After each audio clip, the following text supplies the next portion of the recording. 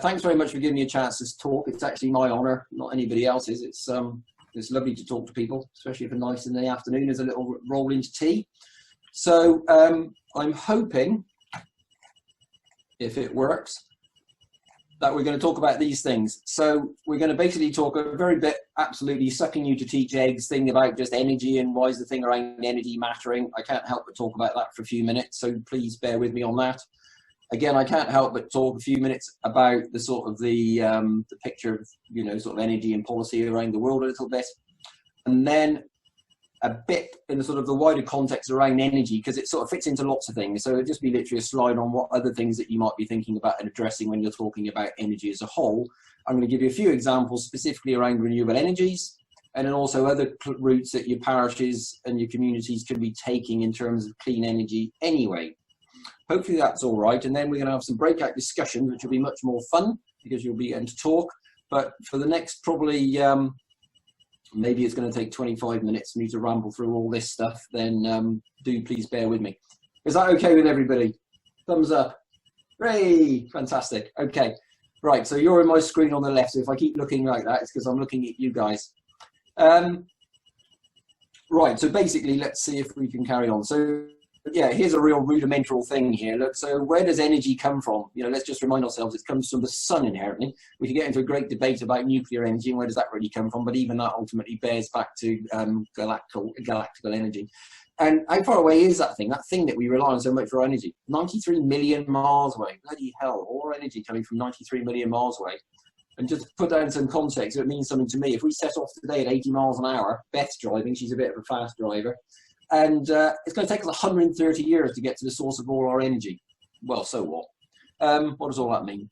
Well, that sun, if you were still in the equator, it'd deliver you a kilowatt of energy on a metre squared. Well, what on earth is a kilowatt of energy and what on earth is a metre squared? Well, we can picture a metre, hopefully, like 3 foot by 3 foot.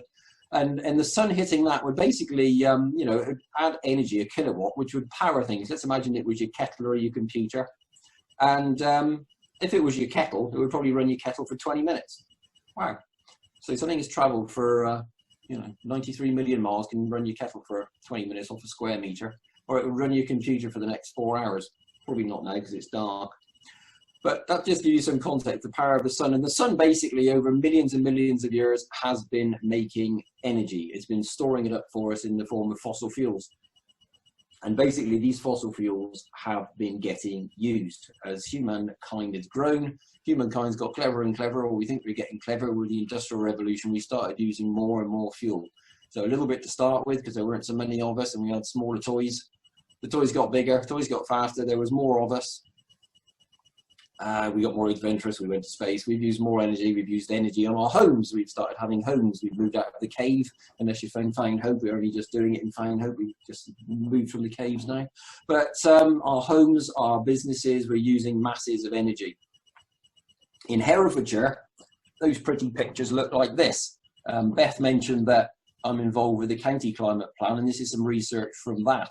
And it basically, over the last 12 months, we've been looking at energy in the county, and this is what it apparently adds up to, something called 8,240 gigawatt hours of energy.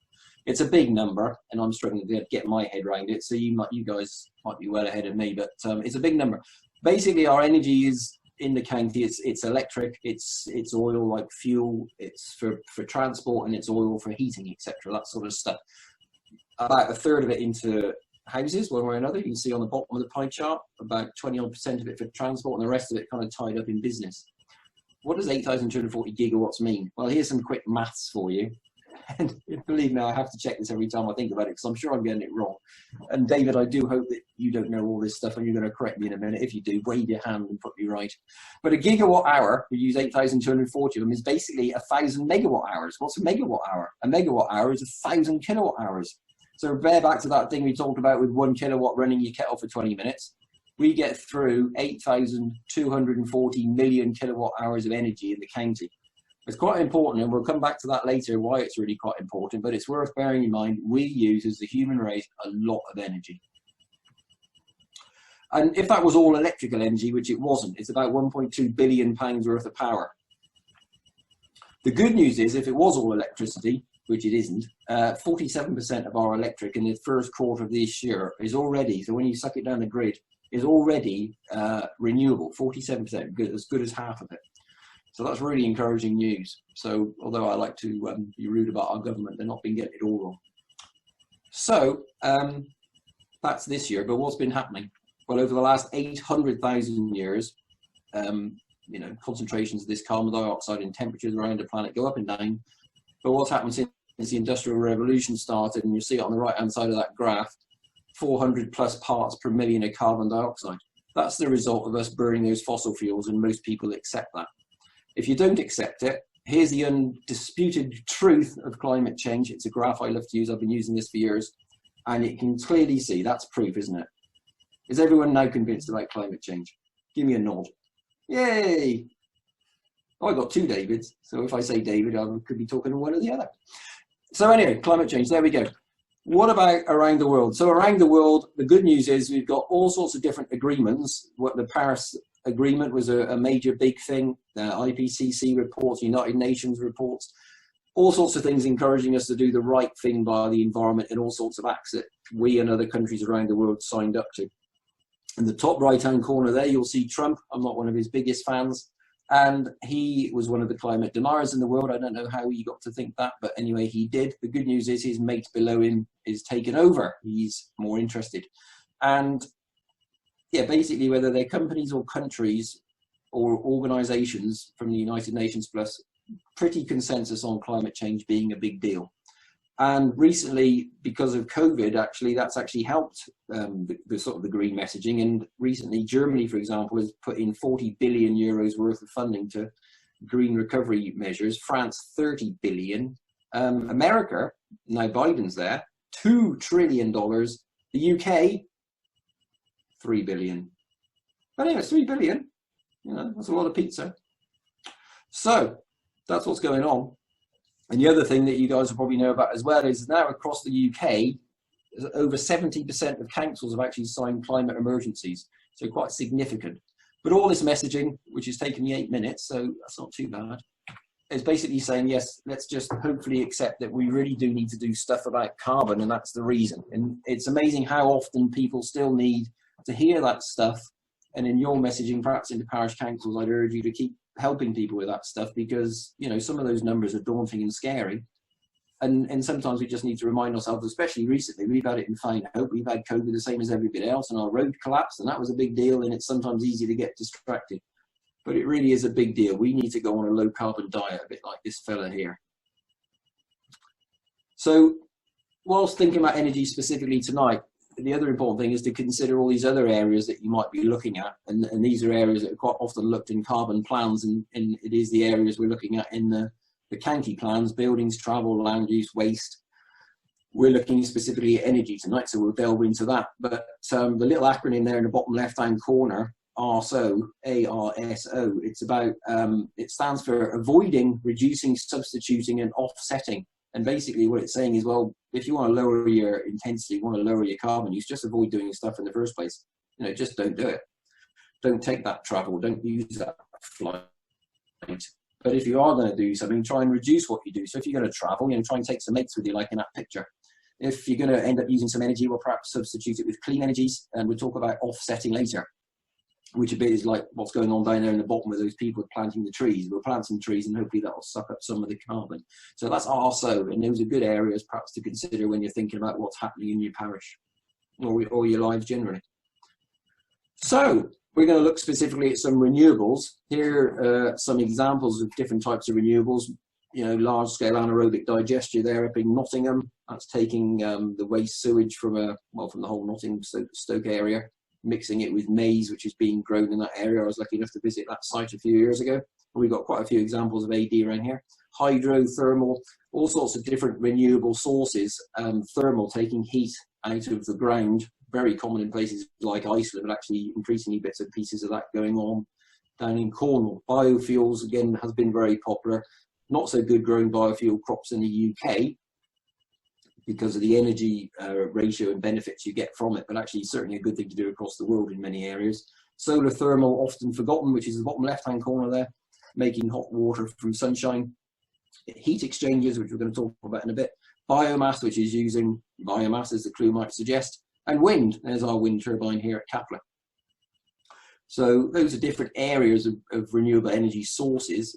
Back in Herefordshire, you'll see those pictures repeating, because actually those pictures are from, I'm cheating a little bit with the hydro because that's in Monmouth, but it's nearly Hereford.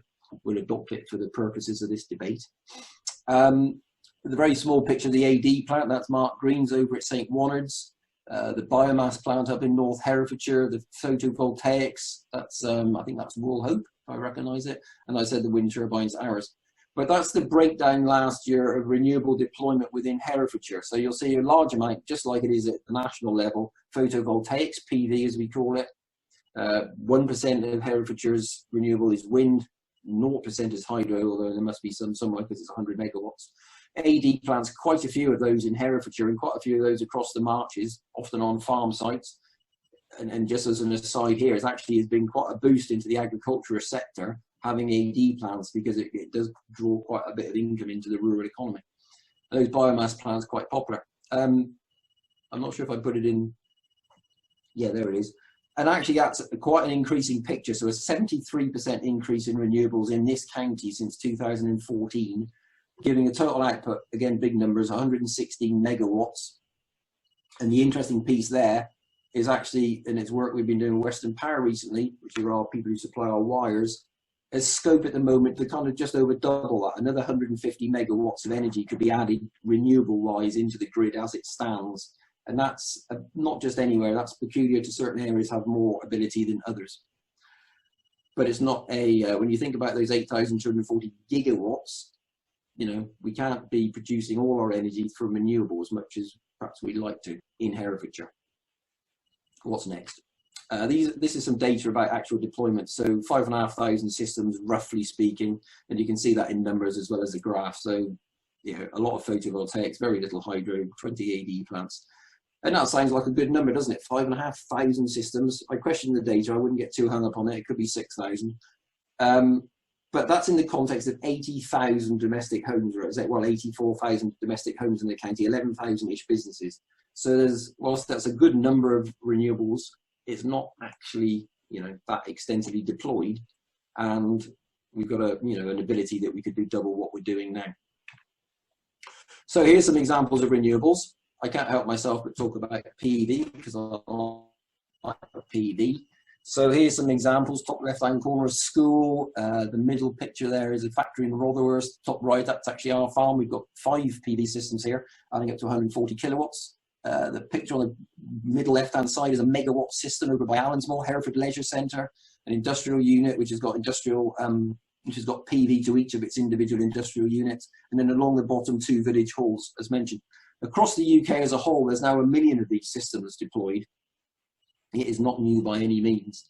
And again, in terms of sort of general discussion around this, some of you may, have any of you got PV already? Photovoltaics? Yeah, we got a hand up, Roderick has. There we are, but no one else. Well, that's good news. But I'll tell you a little bit quickly about PV. So one of the things people often say is, yes, but it's a bit dull, a bit gloomy in good old UK, isn't it? But actually, as you'll see, 1 million people believe that it's not too gloomy, and the government and so on and so forth don't believe it's too gloomy, and that's the sort of the sunshine map. So the further south and west you get, the more sunshine you get, as we might imagine. The more you get up towards Scotland, the gloomier and darker it gets. But we're on a kind of a par with, you know, some of the world leaders historically in renewables. And you know, when back in 1990 Germany had 100,000 units, it's not a new thing, but it works. And you can see in Herefordshire that we're fairly blessed with quite high levels of sunshine. So don't let that be a worry to you. A very simple noddy diagram here, but basically photovoltaics, which, like I said, is not a new idea. It was discovered the effect in 1839. And it can't be that complicated because I slightly understand it and I'm not clever. But it was actually discovered by a guy who was only 19 years old. He was a French guy. Somebody Becquerel, I think he was called, 1839. Anyway, so sunshine basically hits these panels. You'll see them about on roofs now. It produces a current, goes to a thing called an inverter. That puts current into your electric system, be it a house, a factory, whatever it might be. And either you use that power on site or it goes out into the grid. If you don't use it, another option involving now is to put batteries in and store it up for when you do want it. But that's basically it. Yes, it works better when there's more sunshine. So that graph you see there, you'll get more sunshine in the middle of the day, and you'll get more sunshine in the middle of the year when it's sunny. And basically, when you design systems, you design it around allowing for that factor. And quite often what happens, the motivation for doing it, sometimes people just want a system and they just want to do it because it's the right thing to do. They're not too worried. Sometimes they want to design systems so they absolutely max out on carbon reductions. Sometimes they're thinking about, well, I want to reduce my energy bills a lot, so how do I actually max out on getting my energy bill down as much as I possibly can? And sometimes they want to size the system so they get a maximum return on the money they're investing.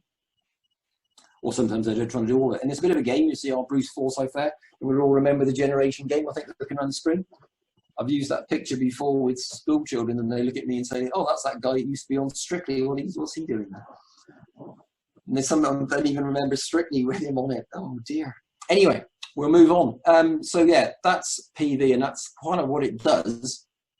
And it does work. You know, there are millions and millions of systems around the world, and it's probably the leading technology along with wind. And around the globe, does it make sense economically? Well, in quite a few places, including the UK, you can install solar PV now, and it just makes economic sense. You don't need any government support to help. It just makes sense. That might be a bit confusing there, but basically it's saying whatever size system you have, which is the numbers up the left, 100 kilowatts, 50 kilowatts, or 4 kilowatts is what you might put on a domestic roof. 100 kilowatts, a big factory, 50 kilowatts, a sort of a large school or a half decent sized farm building. If you use half of the energy, it basically, worst case scenario, you get an 8% economic return. Best case scenario, if you own a big building, you might get 13% return. And those are fairly conservative figures because I wouldn't want to exaggerate, but it's not at all unusual. You can see people making 15% returns by putting solar photovoltaics in. So they're reducing carbon emissions and they're actually making money, you know, not bad. So those are the sums. Moving on to another type of technology, heat pumps. Anybody got a heat pump? No? Anyone who's got a friend with a cousin's friend's mate's sister? Yeah, you have. So heat pumps basically are kind of fridges in reverse. So imagine your fridge. If you touch the back of your fridge, it's a bit warm. If you go inside your fridge, it's cold. So basically what you're doing with a heat pump is it's like you're sitting it in the window of your house or your building, and you're opening the door to the outside world, and it's drawing heat out of the atmosphere. And in the UK, if you buy a heat pump, whether it be a commercial one like the picture on the left or a domestic one like on the right, it's got to operate to a standard of basically 2.8 to 1. So that means for every unit of energy you put into it, you get 2.8 units back as a minimum. And that's down to very cold temperatures. Heat pumps will work quite comfortably, the standard ones you'll buy, down to minus 15 or 20 degrees centigrade, which is incredible. How can you imagine that? You get minus something temperature, it's freezing cold, and you can still get heat out of the air. I just think that's bonkers. It's clever. Amazing. But anyway, that's what it does. And at the moment, there's quite a big push to move away from fossil fuel heating to electric heating or non-fossil fuel heating, as we know, because of all the climate change commitments. And one of the ways this can be done is by using these heat pumps. At the moment, the deployment rate of heat pumps in the UK is such that if you wanted to get to where we want to get, which is net zero, it would take something like 700 years to get as much heat pumps as are required. And government policies basically sort of saying, well, we actually need to move towards more like 1 million heat pumps a year to get the deployment across the 25 million or so houses across the country. So one of the good things that a parish council could be doing is making sure when your planning applications come forward, you say, hey, I think we should be getting the heating systems right on this application. We should push them to do heat pumps, or we should push them to have PV on the roof, or we should push them to be you know, very high energy standard properties. And actually you can push for that, and you might be mentioning it in your village plans. Another thing which has actually only emerged to me recently in the last few days actually is the encouragement with new builds to try and encourage them to put 3-phase power in, because if you encourage those new builds to get 3-phase power, it will make their heating systems and their car charging systems and so forth of the future much, much easier. And it's a very important thing, that 3-phase. Anyway, the other good news about the PV and about the heat pumps and about other things is there is actually, as well as some policy drivers, so policy drivers pushing building regs to ensure this happens, there's also some other things that will actually help with some money. So there's things called MARI grants and BEEP grants and other things that can actually help with funding. And again, as a parish councillor, you could be maybe, you know, helping the people within your village, directing them towards those grants. So the other thing we could have a chat about is hydrogen. but hydrogen isn't going to be a win anytime soon in Herefordshire. Although in the middle of Herefordshire at the moment, there's 77% deployment of pipes that would actually suit hydrogen mix in the gas.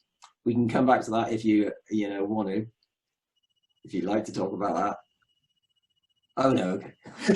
So we'll move on. Anyway, so yeah, why not think about that in terms of, your parish? What can you do to help your parish, its business, its community, the new and existing buildings, or even just extensions of buildings when people are doing that? I know with like Beth said, I've been on our parish council 17 years. Why not just be saying, hey, that planning extension, what are you going to do? And also, how are you going to help these people get this stuff? Electric vehicles, again, at the moment, there's actually policy in place to drive for electric vehicles, new ones, by 2040. There won't be fossil fuel powered vehicles by 2040. And actually, at the moment, there's a debate being had at the, the upper pillars of government. They're saying, well, maybe we'll bring that to 2030.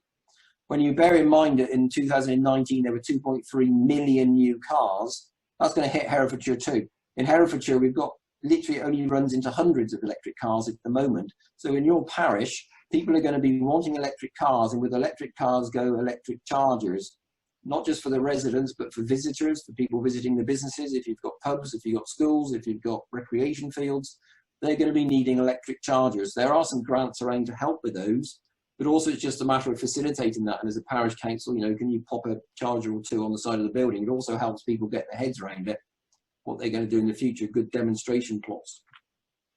So yeah, it's not just the cars, it's the chargers. And therefore, can you also be helping somehow to get people get their heads around electric vehicles? And in our village here, we were talking about setting up a car club. It's not so easy with COVID at the moment. In fact, it's almost, well, we figured it's a bit impossible at the moment. Hey, everybody better get a car and share it and breathe all over each other. It's probably not the best thing. Sorry here, I'm not a doctor. And certainly lift sharing is a way of reducing your energy. But yeah, look at those figures, 2 odd million cars at the moment. We've got 373,000 registered. So there's a big, big move there, which is going to be getting that energy for your vehicles cleaned up. This slide here is just basically also, it's easy to try and generate that new energy, that clean energy, but also if you just don't use the energy in the first place, going back to that RSO acronym, it's a really clever thing. People are working more from home now. So actually an awareness around, have they got smart meters? You encourage them to get smart appliances. Again, as a council, you could be encouraging people to think and talk about these things.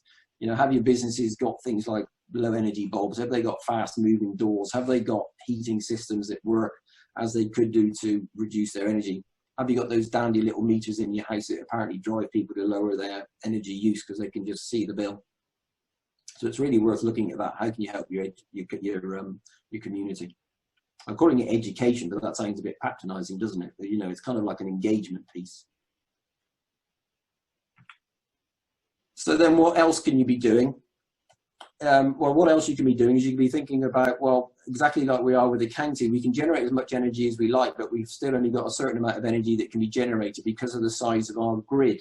So actually what you could also do is perhaps be offering green energy tariffs. And as a parish council, if you help switch people to green energy tariffs, that would be quite good. There's so many tariffs out there, people don't know which ones to switch to. In fact, there's hundreds of clean energy tariffs out there, but actually only a few of them actually have genuinely clean power. There's a thing called REGOs, Renewable Energy Guarantees of Origins, and actually there's a bit of regulatory gap in there. But certainly as a parish council, you could be helping to pick a green tariff and perhaps encouraging people to use it, because Herefordshire can't produce all the green energy it needs. It just can't do it, not in the short term, not without some massive multi-billion-pound investment. So there's a way of doing it. Another way of doing it, and actually I was only talking about this week again as part of the county plan, is when as a parish, as an area, as an individual, you could be looking at offsetting. Offsetting gets a bit of a bad rap, particularly in amongst sort of purists. If you talk to people in the Green Network, they say, ooh, boo, carbon offsetting. Look at Beth laughing. Boo, they'll say. But actually, if you look at Herefordshire, and if you look at our 8,240 gigawatts of energy that we need, we can offset a whole, well, for a start, we can reduce our energy consumption. We can produce as much green energy as we can. We can buy in green energy. But there'll be some niggly bits that we can't get rid of, and you could consider low carbon offsetting. So low carbon offsets, they're basically, they've got to be recognised and be good ones, not just oh, give Gareth £20 if he tell you he's going to do something, because that isn't, I probably won't. If you give me £20, I might just go spend it down the pub if it was open. But if you give it to the right organisations, then they will invest it into genuine projects. There might be tree planting projects, there might be offsetting projects, they could be low energy stoves or something like that. And they generally are in developing countries because that's where they have to be. And £6 a tonne buys you an offset. And if in the UK you're an average emitter at £5, well, it sounds ridiculous, but for £30 you can get yourself out of jail, technically, with reduced carbon emissions. Just for interest, I run those maths for Fownhope. Fownhope's approximately 1,000 people. If Fownhope chose to spend £6,000 a year on an international development project helping people in a developing country, we could actually offset all our emissions today. It's quite a sobering thought. If Herefordshire wanted to do it with its 190,000 residents, it would cost 1.1 million a year. Well, that sounds like a big amount, but when you look at Herefordshire's total budget as a council, it's something like 150 million, I think. If you look at Herefordshire's total economy, £1 million isn't so much. So if Herefordshire seriously wanted to just go, we're carbon neutral today, as long as they were good projects, and it's not just a get out of jail easy thing to win, but it's certainly something to consider. Anyway, we're coming to an end of my presentation, you'll be glad to know, Beth. And this is, you know, you might be going, oh yeah, these are all great things, but technology, those technologies I'm describing, they are changing by the month. They're just changing. And the thing you need to do with those technologies is work with people together. You need to collaborate with supplying companies. You need to collaborate with organizations that you think might be able to help you. Because, you know, if nothing else has been proven this year, we do live in this thing called a VUCA world. It's volatile, uncertain, complex, and very ambiguous. It leaves you a bit, oh my goodness, what can we do? But there are plenty of people out there that can help. There are plenty of people out there that can help guide. And to do that, what you need, and I would urge as an organisation, and certainly it was something very important we did in Fownhope, was we made sure our parish council we have an environment group, who are some people, you know, nuts like me who want to talk about environmental things, but also we've allocated time for our clerk, which we've actually budgeted for in our parish. It's up to 5 hours a week, 5 hours a week of clerk time to help with environmental stuff. Now, that said, yes, this year it's been a bit of a crazy year and we've had to switch to thinking about other things too. But there's organisations out there like the Hereford Green Network, which, you know, here we are today talking, and there's loads of stuff going on that you can help on this journey with. So that gets me, thankfully, to the end of me talking for a while, and your first breakout session. So yeah, what sort of actions can you be taking away? What are the opportunities? So basically, from the presentation I gave you, I just listed down a whole heap of things that in my mind spewed out from that presentation. So here's a list, not necessarily in any particular order, it was just a list of stuff. And the first thing, which I think you were alluding to, a couple of you, was this thing around, which we find essential within our parish. Actually, we needed some people who wanted to champion it a little bit, but being realistic about what time they had available. So let's agree how much time we've got. If it's, you know, if it's all day, every day, great. If it's 1 hour a week or 1 hour a month, well, that's also great. Let's just accept what capacity we have and work with it. And if possible, yeah, you need to give your clerk some budget and time to work with it too. I'm not going to run through all those things. We could maybe leave them up there for you to have a read of. But one of the other things I thought, which was interesting, you just mentioned finance. That's idea number 9 there, is to consider finance solutions.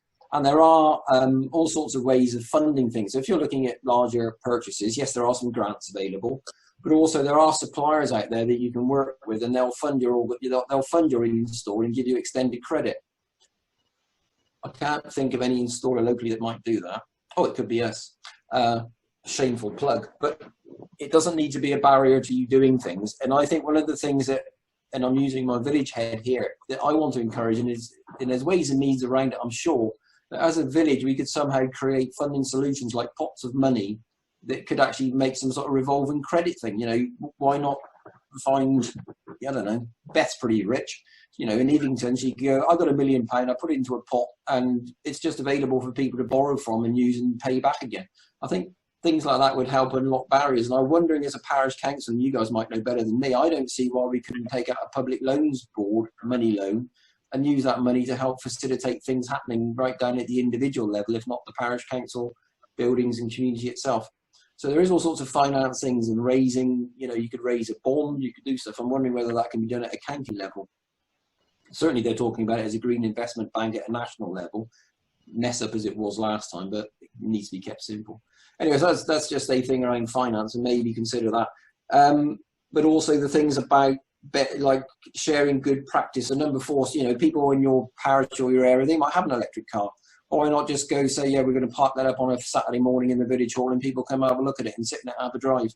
Things like that. It's certainly very important in the early days of solar PV. People just needed to go and see it and touch it because they didn't get it. What do you mean my roof will produce electricity? So sharing good practice, physical good practice, is a really easy thing to do. We had an event last year and we invited the car club to come out and talk to us about car clubs and show us their electric vehicles. Understanding who actually are the big energy users in your parish and perhaps working with them to see what they could do. You know, can we do something to help you reduce your energy? Talking to people about those green towers, talking about them about green offsetting, doing that thing number 16 about sharing, you know, HGN membership. There are all sorts of things there. So have a think about it, have a chat and see what sort of stuff you can come up with. But as I said at the bottom, which I said, you know, started by saying it doesn't matter how small or how big, as long as we're all doing stuff. If we all do something, then we're all on the journey, aren't we? And it's amazing how inspiring it is to then do the next thing and the next thing. Make it easy for yourself.